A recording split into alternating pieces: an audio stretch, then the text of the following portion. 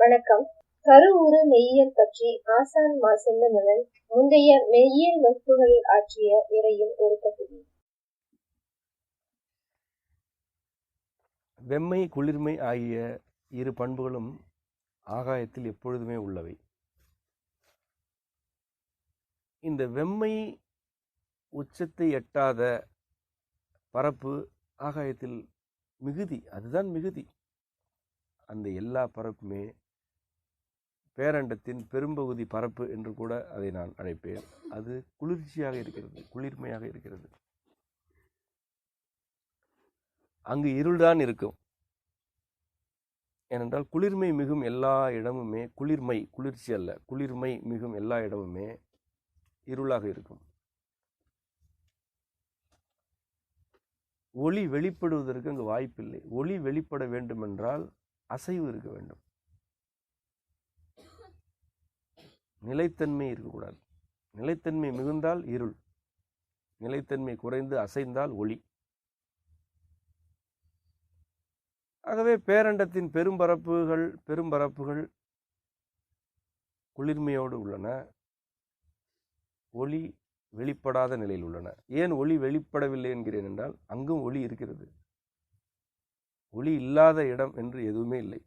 ஒளி வெளிப்படாத இடங்கள் உண்டு.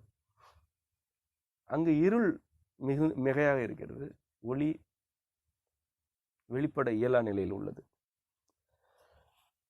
அவையெல்லாம் சிவம் சக்தியை கட்டுக்குள் வைத்திருக்கும் பரப்புகள். சக்தி சிவத்தை ஆட்கொள்ளும் பரப்புகளில் வடிவமும் உருவமும் இருக்கும். அந்த எல்லா பரப்புமே வெப்பம், நீர், நிலம் ஆகிய பரப்புகள். ஆகவேதான் சக்தி உரு கொடுக்கிறது என்கிறோம்.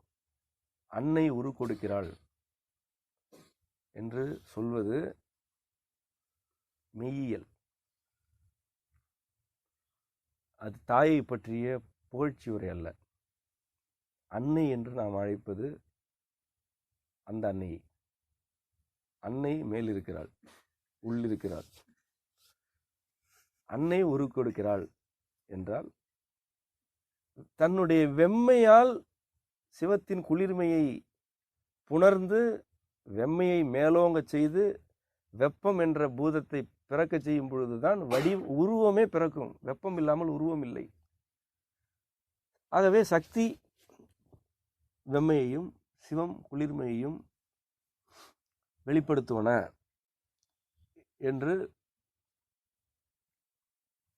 நாம் உணர்ந்து உரைக்கிறோம். இதுவே கருவுறு மெய்யியலுடைய சாரம். அடுத்த மெய்யியல் வகுப்பு 2020 நவம்பர் 25 முதல் 29 வரை நெல்லை பாபநாசத்தில் நடைபெற உள்ளது. விருப்பம் உள்ளோர் அறிவிப்பில் கொடுக்கப்பட்டுள்ள தொடர்பு எண்ணுக்கு அழைத்து பதிவு செய்யவும். நன்றி.